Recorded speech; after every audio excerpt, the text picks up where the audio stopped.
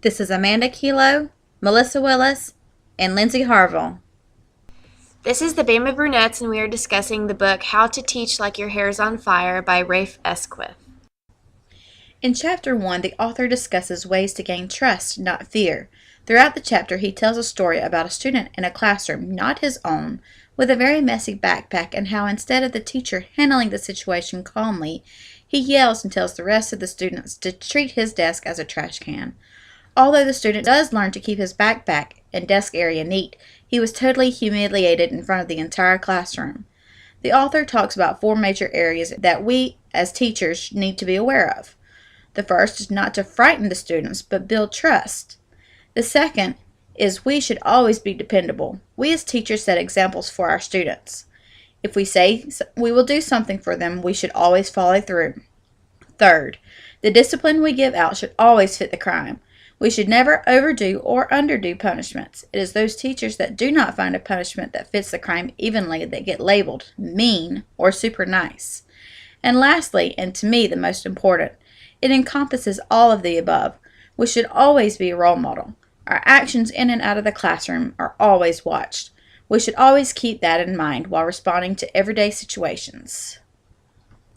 In Chapter 2, the book discusses 6 levels that we as teachers need to help our students achieve. Level 1 is based on fear. The student is fearful of how the teacher or authority figure will act if I do or don't do this. Level 2 is based on rewards. The student is always rewarded for good behavior or for making right choices. Level 3 is based on wanting to please the teachers or parents, but instead, the student should be focused on pleasing himself or herself with the right choice. Level 4 is based on only following the rules because they are in place, not always because they think it's the right thing to do.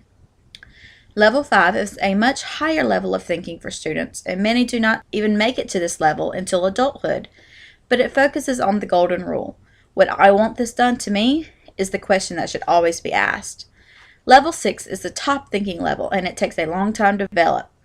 Level 6 is developing your own personal code of behavior, not based on fear, rewards, or rules. In Chapter 13, we see examples of teachers taking their students on field trip and the mistakes that they make. The author tells us how we need to view field trips. They are not just an escape from the classroom, but a chance to apply what they have learned in the classroom to real life. He goes on to say that field trips shouldn't be a one-day event, but should start in the classroom and even a month in advance. We have to give direction on behavior and what is expected of them. Not all children are ready to go to a public place and must be taught how to behave no matter what the event. So when planning a field trip, you must first understand the group that you are taking and their needs. Second, understand all trips are a learning experience, even just teaching basic life lessons. And third, plan and let students know what is expected of them and their consequences for misbehaving. The epilogue of this book is very touching to the readers. Teaching is a profession that will not always get a thank you from each and every student, but it will always be understood. The teacher in the epilogue mentioned certain memories that he had of his students. I want to be the type of teacher that students remember. Maybe my former students will be inspired by me to be a teacher in the future as well. The chapter should hopefully get readers thinking about what type of educator they want to be in their own classroom.